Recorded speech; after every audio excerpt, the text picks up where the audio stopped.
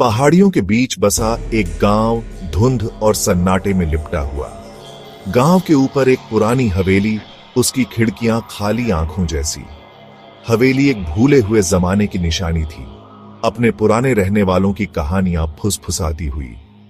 गांव वाले अजीब घटनाओं की बात करते थे, अजीब आवाजें, टिमटिमाती रोशनियां। कुछ ने तो रात में छत पर एक परछाई को टहलते हुए भी देखा था। 10 साल का अरुण इन कहानियों पर हंसता था। वह दूसरों के विपरीत भूत प्रेत में नहीं बल्कि तर्क में विश्वास करता था।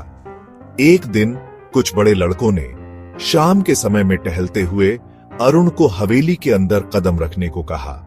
अरुण ने अपनी अणखियों को ललकारा गया देख अरुण अंदर जाने को तैयार हो गया।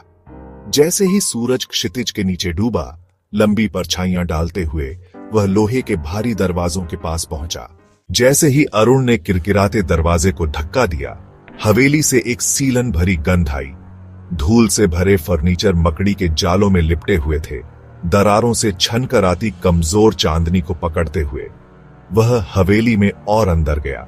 उसका दिल हर कदम के साथ तेज धड़क रहा था। अचानक एक आवाज ने उसे चौंका दिया। वह रुक गया, अपनी सांस रोककर ध्यान से सुन रहा था। जमीन पर एक छोटी फीकी तस्वीर पड़ी थी, आंशिक रूप से गिरी हुई बीम के नीचे छिपी हुई। इसमें एक छोटा लड़का दिखाया गया था जिसकी उदास आंखें अरुण को घूर रही थीं। उसने अपनी रीढ़ की हड्डी में एक अकठनीय ठंडक महसूस की। फर्श के तख्तों से एक धीमी फुसफुसाहट निकलती हुई प्रतीत हो रही थी। एक अज्ञात शक्ति द्वारा अरुण नीचे की तरफ खींचना चला गया।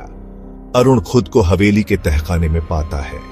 हवा में गीली मिट्टी की दुर्गंध भरी हुई थी और फिर उसने उसे देखा, एक छिपा हुआ कमरा जिसका प्रवेश द्वार एक फटे हुए टेपेस्ट्री से ढका हुआ था।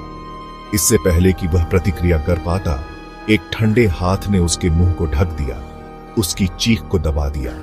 अगली सुबह अरुण कहीं नहीं मिला। गांव वालों ने ऊपर और नीचे खोज की, लेकिन हवेली उसे पूरी तरह निगल गई थी। केवल उसकी चप्पलें प्रवेश द्वार के पास पड़ी थीं, हवेली के भयावह रहस्य का एक मूक प्रमाण। क्या हवेली ने आखिरकार एक नए निवासी का दावा किया था, या कुछ और था, कुछ मानवीय समझ से परे खेल में था? उत्तर रात की तरह रहस्य में डूबा रहा।